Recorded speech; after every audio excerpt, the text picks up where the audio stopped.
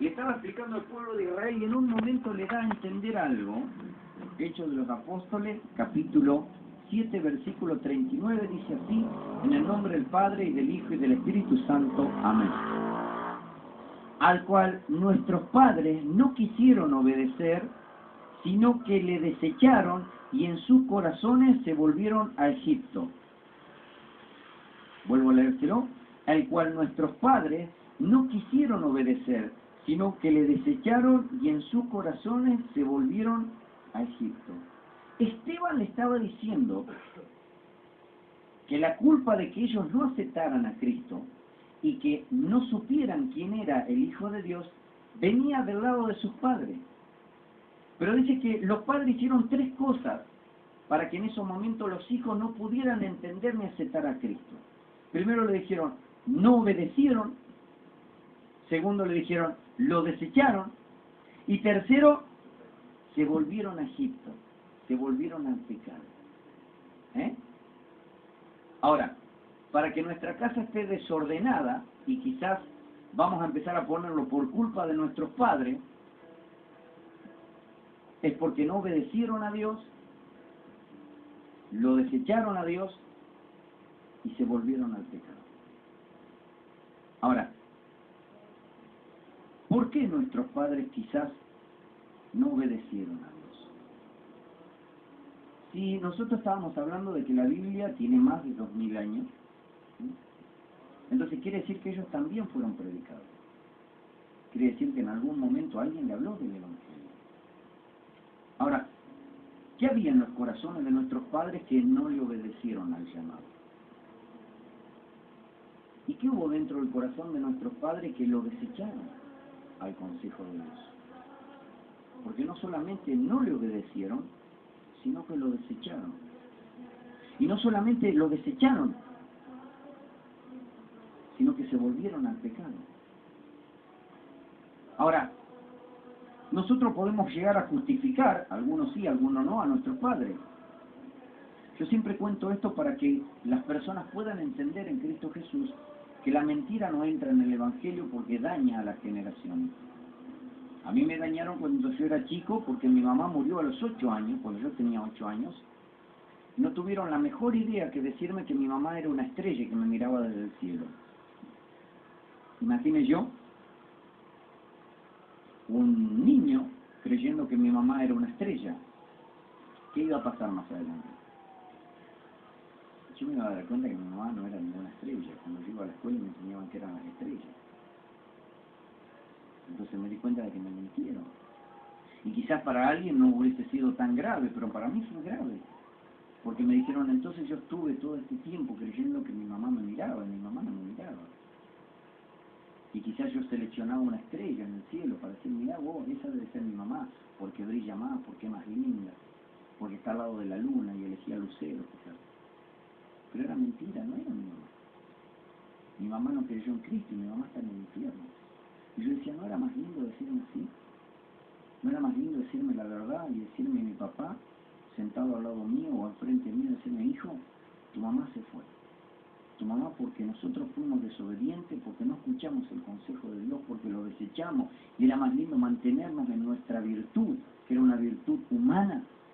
Tu mamá se murió. Y no escuché el Evangelio yo, como el jefe de esta familia, como usted quiera ponerlo. Y tu mamá ahora está sufriendo las consecuencias en el infierno. Yo creo que en un principio no lo hubiese entendido, a los 8 años no lo hubiese entendido.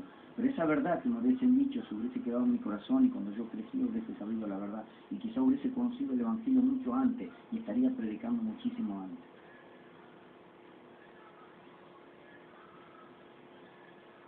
Entonces muchas veces nuestra casa desordenada es a causa de nuestros padres. Esteban se lo estaba diciendo. Y se lo decía porque ellos lo estaban odiando a Esteban, porque hacía prodigios, maravillas y milagros. Esteban dice que lleno del Espíritu Santo, hacía prodigios y milagros y maravillas el Señor con él. Y se enojaron por eso. Se enojaron tanto que él empezó a decirle, escúcheme, alguien empieza a explicar por qué Dios hace esas cosas. Pero no le gustó a ellos que le dijeran el porqué del transcurso de su pecado. Y ellos hicieron lo mismo. Porque ellos podrían haber dicho, bueno, Esteban, tenés razón o no tenés razón. O Esteban, yo vengo del linaje de tal o de cual. O yo soy fariseo de fariseo, como dijo Pablo, casado con la ley. Estás mintiendo. Pero bueno, a pesar de que estás mintiendo, en mi caso, o no sé cuántos habría, la Biblia no dice cuántos habría. Pero siempre se juntaban muchos, más de 60 o 70, porque era lo que constituía el Sanedrín más grande, eran 70. Así que 70 personas había ahí. Muchos podrían haber dicho, bueno, Esteban, tenés razón, pero ahora nosotros vamos a hacer lo bueno, lo que corresponde. No lo dijeron, ¿saben por qué? Porque lo apedrearon. Quiere decir que muchas veces justificaron a sus padres. No tuvieron la valentía de decir, tiene razón Esteban. Mi papá y mi mamá no aceptaron el consejo de Dios.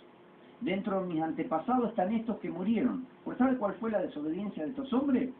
Que cuando Moisés se fue al monte y tardó 40 días, ellos le dijeron al hermano de Moisés, Aarón, que le haga un dios. Le juntó los aritos de todo y dice que hizo un mazacote de oro y le dio forma con buril.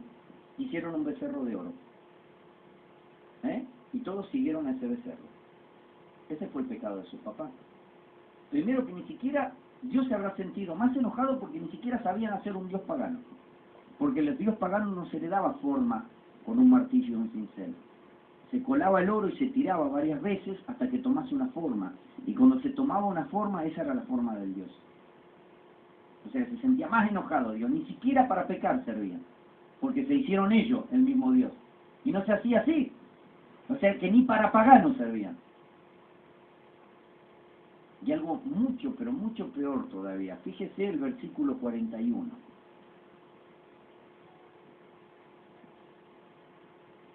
Entonces hicieron un becerro y ofrecieron sacrificio al ídolo. Y en las obras de su mano se regocijaron. ¿Cuál fue la consecuencia de esta desobediencia? La consecuencia de no obedecer, de desechar, de volverse al pecado. Regocijarse en las obras de sus manos. Eso es lo que lo enojó Dios todavía. Porque encima que no lo habían hecho ellos. Y yo digo, ¿por qué Dios se enojó con ellos si el que lo hizo fue Aarón? No lo hizo el pueblo. El pueblo dice que se sentó a comer y después se levantaron a jugar. Por lo cual Dios mató a muchos. Pero ¿cuál era? No era el sentido de quién lo hizo, sino quién lo ordenó desde su corazón. Y fue el pueblo que le dijo a Aarón, haznos dioses que sigamos, porque Moisés que nos sacó de Egipto, ya no sabemos qué le pasó. No hubo tiempo de espera, ¿se da cuenta? Desde que Dios le dijo algo, a través de Moisés, voy al monte a hablar con Dios, así que quédense tranquilos, quédense acá, no hagan lío. Desde ahí, hasta que él tenía que volver, es un tiempo de espera. Y no esperaron. Y no solo que no esperaron, sino que hicieron la voluntad de ellos y se regocijaron en su voluntad. Desde que Dios nos dice algo, pasa un tiempo. Pero el problema está en lo que nosotros hacemos en ese tiempo.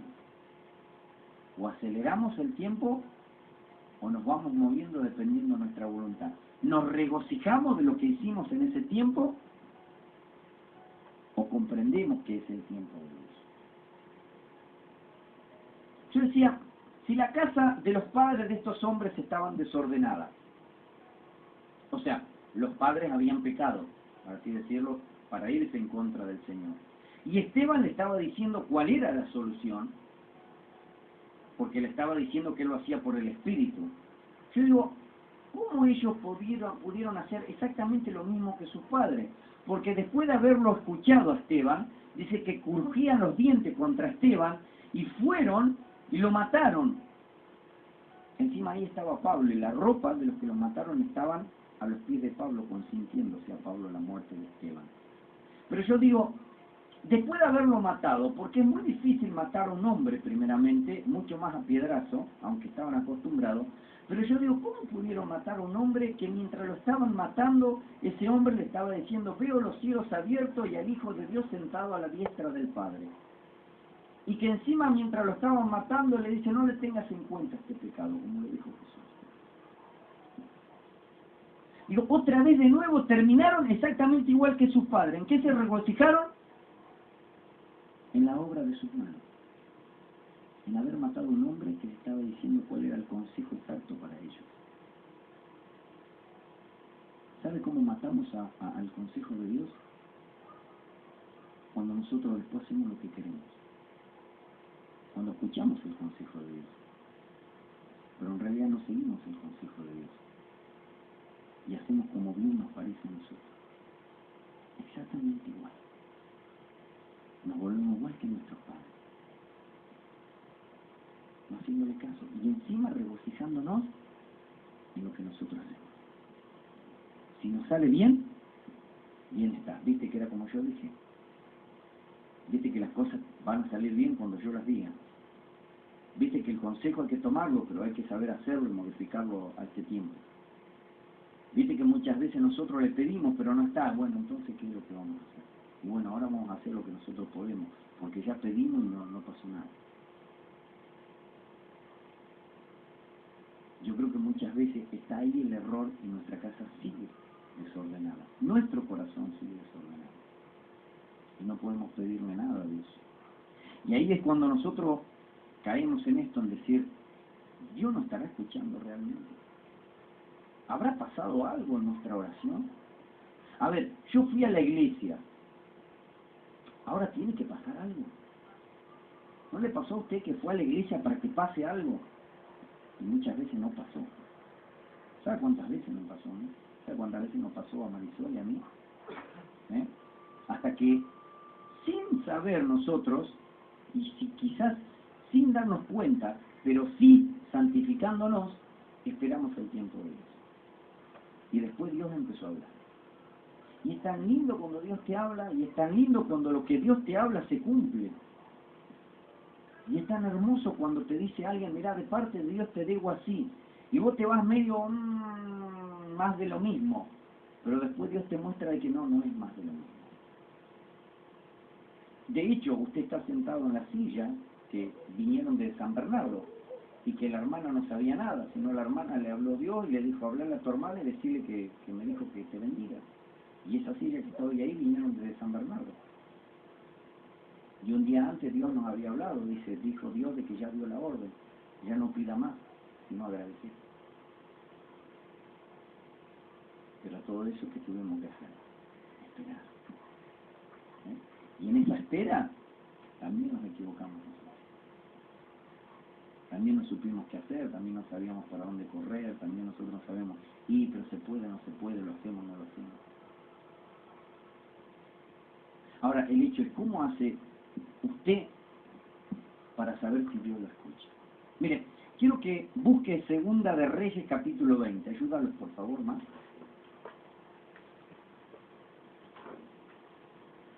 Vamos a ver a un rey, Ezequías.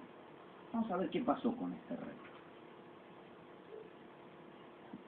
Segunda de Reyes, capítulo 20, manténgalo en el versículo 1, que yo voy a hablarle sobre Ezequías.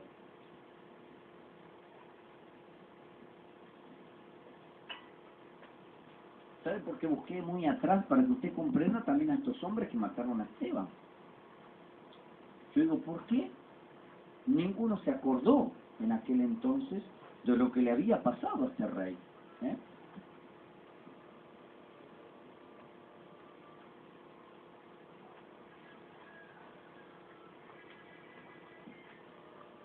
Segunda de Reyes está después de Primera de Reyes, te digo.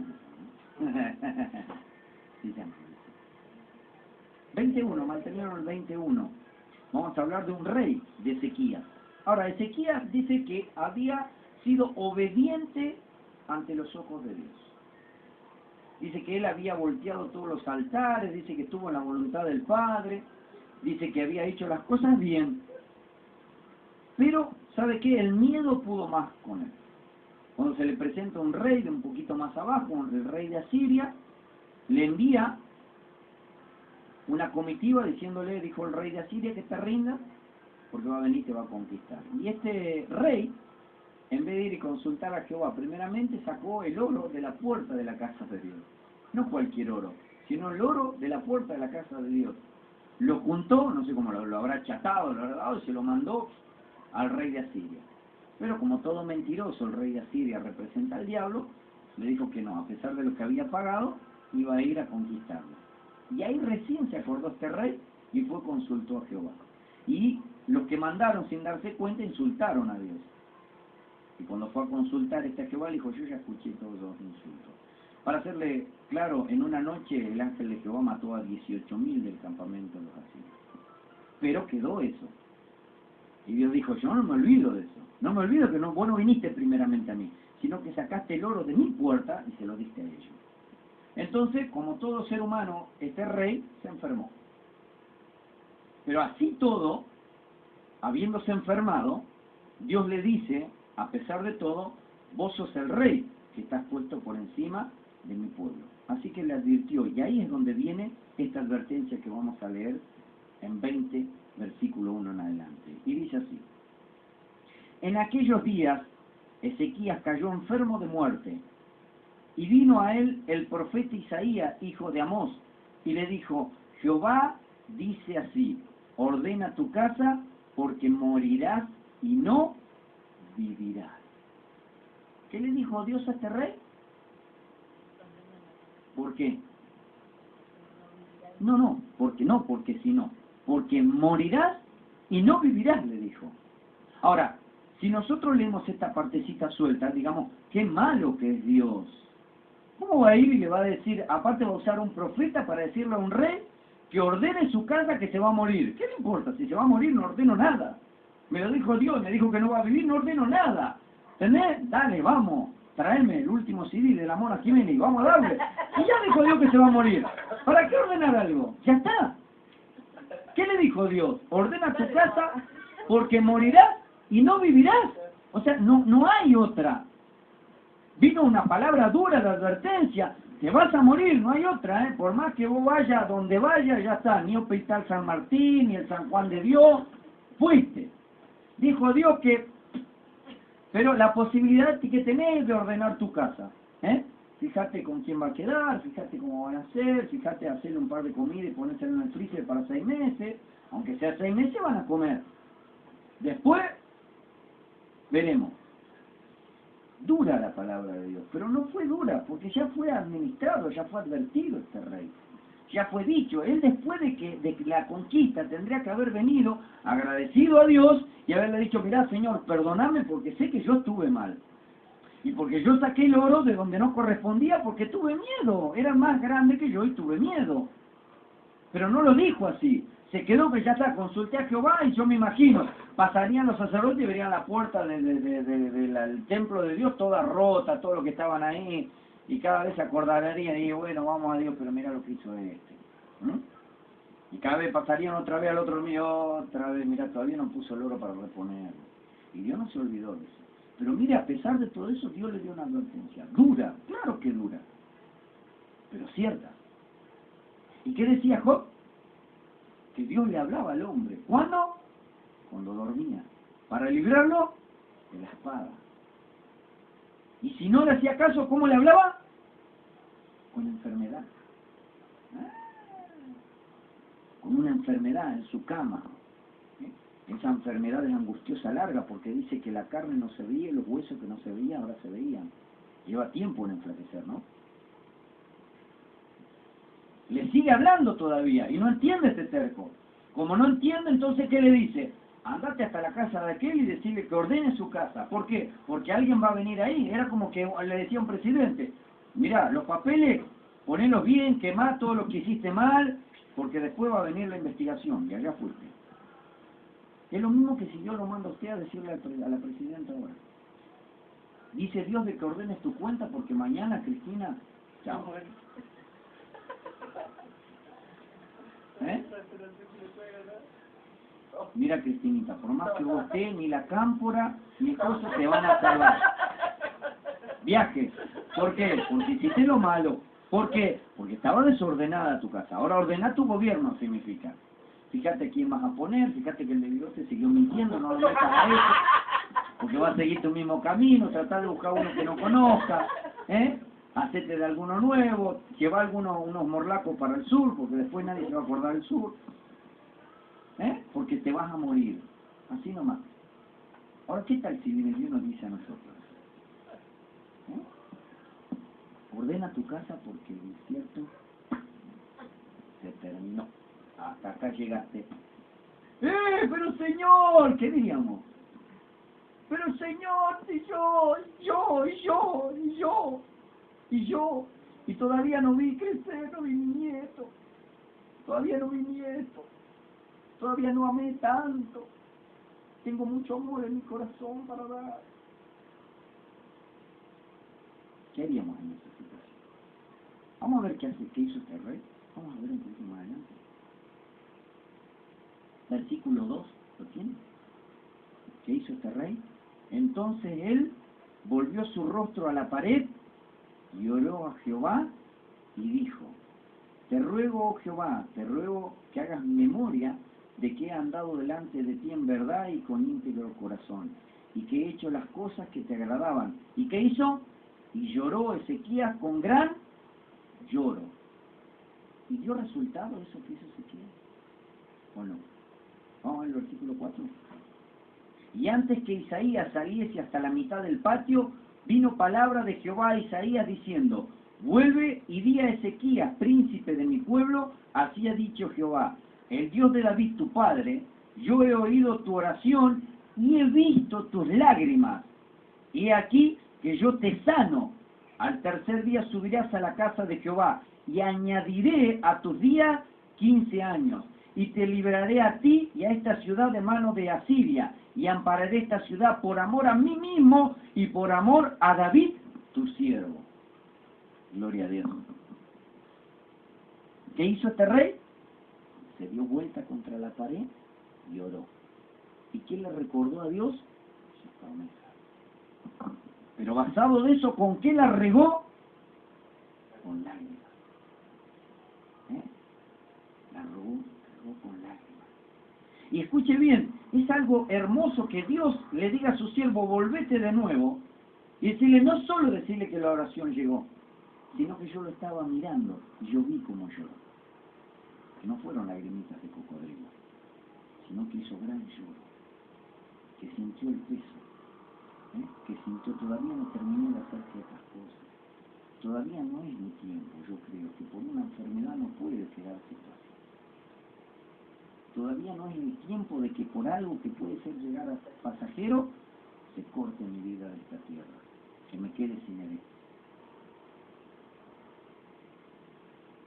Y Dios, ¿qué dijo? Lo escuchó y lo vio. ¿Estará desordenada nuestra casa? ¿Será por culpa de nuestros padres o por nuestra culpa? ¿Tendremos oportunidad?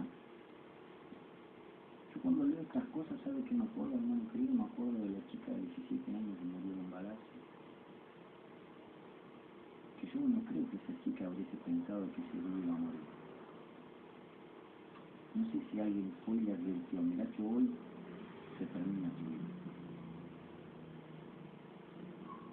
Pienso en un montón de personas que están enfermas, pienso en el hospital de niños, en terapia del hospital de niños.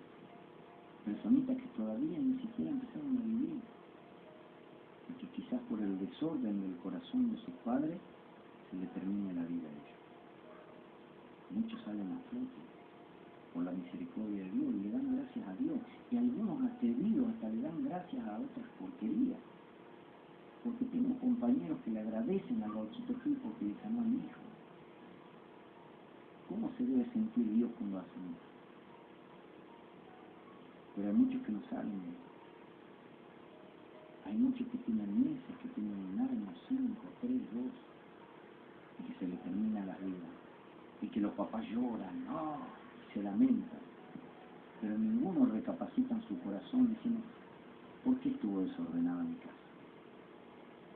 ¿Cuál fue el problema en mi vida? Que la vida de este jovencito, de esta jovencita se cortó tan rápido. ¿Cuál es la solución? ¿Derramé suficiente lágrimas para que no sufran los niños? o para que Dios se dé cuenta de que realmente yo quiero otra vida. Lloré lo suficiente como para que pueda mi casa ser restaurada de una manera en que los demás no crean. ¿Por qué los demás pueden ser felices y vos no? ¿Cuál es el secreto de los otros que no conocen a Cristo y que vos crees que son felices? ¿Y por qué la felicidad no puede llegar a tu hogar? ¿Por qué crees que Dios no puede escucharte? ¿Qué tienen de especial los otros que no tengamos nosotros delante de Dios? ¿O será que todavía nuestra casa está desordenada? Podría enumerarle una pila así de cosas por la cual estaría desordenado. Cigarrillos, adulterio, fornicación, maldad, malicia, envidia, alcohol. ¿Cuántas cosas podemos? Y aún podemos ir un poquito más adentro. Incredulidad, creer en nosotros mismos, fortalecernos nuestros errores, no permitir que las cosas nuevas de Dios lleguen a nuestras vidas, no darle lugar a esa espera del Espíritu Santo y de Dios. Pero lo cierto es que hoy nosotros tenemos otra vez esa advertencia buena, hermosa de parte de Dios. Ordenemos nuestra casa. Si tiene que hacerse contra la pared, significa en privado, que se haga. Si tenemos que regar ese arrepentimiento con llanto, vamos a hacerlo. Porque es preferible eso a morirse espiritual. Vamos a ponernos en pie, por favor.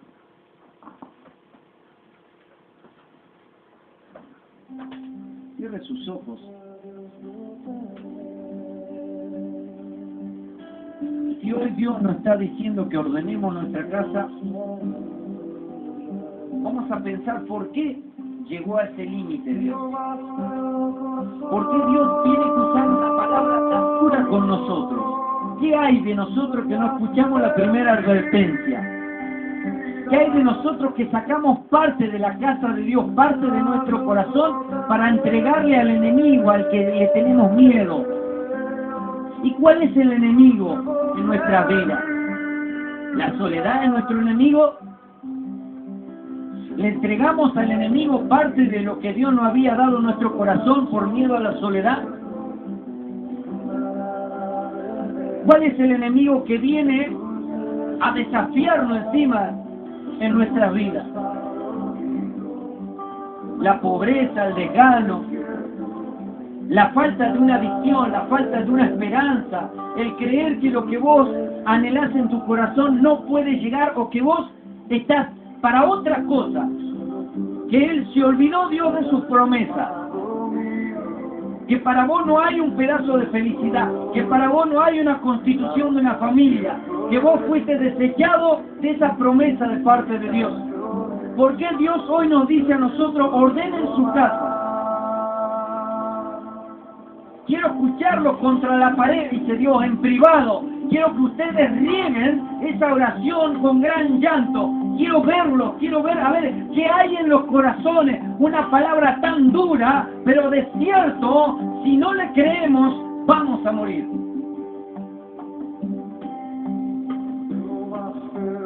Lo peor que hay es morir espiritualmente, porque después nos van a hablar y no los vamos a escuchar.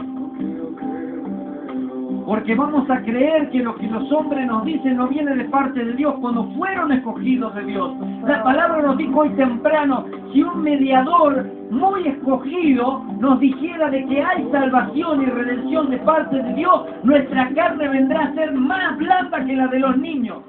Orará y yo lo escucharé, dice Dios. La advertencia fue tan dura que este rey del pueblo de Israel tuvo que ponerse contra la pared, hablar con Dios y llorar con gran lloro. Pero tuvo sus consecuencias buenas, porque le dijo, yo voy a añadir a tu vida. No le dijo, yo voy a cortar, yo voy a hacer. No, yo voy a añadir a tu vida, le dice. Oiga, y cuando Dios añade a nuestra vida, viene de parte de Él. En este caso, eran años de vida porque Él quería. pero nuestro corazón, ¿qué deseamos que Dios añada a nuestras vidas? Y ahí viene el tema, mis hermanos, que Dios quiere escucharte para añadir a tu vida. El problema está en que tenés que ser claro en lo que querés que quiera que Dios añada a tu vida. Porque Él está dispuesto, quiere decir. Si la palabra de advertencia fue dura, es dura porque Él está dispuesto. Dios va a prestarte atención para añadir a tu vida. Y es hermoso que Dios te preste atención para añadir a tu vida lo que vos le vas a pedir en oración. Orá al Señor, decirle, mira Dios, perdóname si no escuché la primera advertencia. Perdóname si mi corazón se endureció por lo que me estaba sucediendo. Perdóname si tengo que escuchar una palabra tan dura para darme cuenta de que estás dispuesto a escucharme. Por sobre todas las cosas, Señor, cuán grande es tu misericordia, que encima tenés ganas de añadir a mi vida lo que yo quiero, lo que yo tanto estaba buscando, Señor. Ahora pude aprender que en este tiempo vos preparás todo para que sea añadido, Dios. Pero lo que buscás es la intimidad que tenemos que tener con vos. Esa intimidad que se tiene a la mañana temprano, a la tarde, a la noche. Esa búsqueda de Dios, de sentir las ganas de un abrazo del Espíritu Santo. Ese deseo de salir corriendo y decirle a todos que encontraste algo nuevo y algo hermoso que ahora puede abrazar tu vida. Eso que te dice que todavía hay esperanza para lo que vos querés, todavía se puede, un poco más de tiempo, un poco más de moldear, un poco más de seguir hacia adelante y viene lo que querés que te añada. Pero que no arranques un pedacito del corazón de Dios para dárselo a otro. La puerta significa el corazón en lugar de entrada. No quites de tu corazón un pedazo de Dios para dárselo a lo que no sirve. No quites un pedazo de Dios de tu corazón para entregárselo a lo que tenés miedo. No le des eso, porque pertenece únicamente a Dios, porque vos fuiste el que lo aceptaste. Y Dios no es un Dios roto, no es un Dios de remiendo, es un Dios de creación, de multiplicación, de amor. La receta para que le añada lo que vos querés es muy simple. Intimidad con el Señor y lágrimas delante del Creador. Para que Él pueda hacer, para que Él pueda meterse en tu vida, para que Él pueda construir lo que todavía no crees que puede venir a tu vida. En el nombre de Jesucristo, decirle, Señor, gracias por una nueva oportunidad. Gracias por esta advertencia dura para mi vida, pero que viene con añadidura para mi corazón, para los míos, que viene con libertad para mi vida, para mi hogar, que viene con la esperanza de que lo que yo anhelo es cierto. Gracias, Señor. Gracias, gracias, porque nadie puede sacar lo que vos hablas a mi vida y mi corazón será restaurado y nunca más voy a darle un pedacito de lo que a ti te pertenece a lo que me causa miedo. En el nombre de Jesús. Intimidad con el Señor hace que Dios añada a tu vida. Y las lágrimas no caen al piso, sino que son vistas por Dios. En el nombre de Jesús. Solamente vos y Él pueden saber la petición del corazón.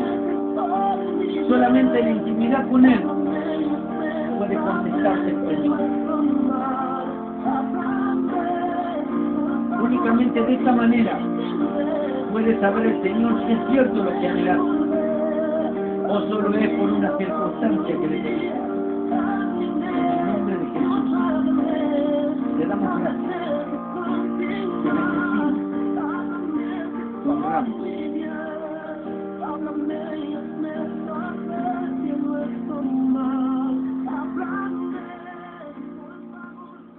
dígale, Señor Jesús. Hable con Él, dígale, Señor Jesús, en esta hora, yo te doy gracias por una nueva oportunidad. Gracias por enseñarle a mi corazón la manera correcta de pedirte lo que en mi vida quiero que añadas. Señor Jesucristo, quiero tener intimidad contigo y que tú veas mis lágrimas para que sepas que te amo y que espero en ti. Señor Jesús, si tú quieres, no te tardes, porque mi vida ya está gastada sin tu presencia. No te olvides, Señor, de que en la noche tienes que hablar a mi vida y arrebatarme de la muerte, y que mi soberbia quede olvidada en tus brazos y en tu misericordia. Te doy gracias, Señor, y prometo hablar contigo en los lugares donde estés solo. Gracias, en el nombre del Padre, del Hijo y del Espíritu Santo. Amén. Denle un aplauso a Jesús. Fuerte, fuerte el aplauso para Cristo. Y a tu nombre.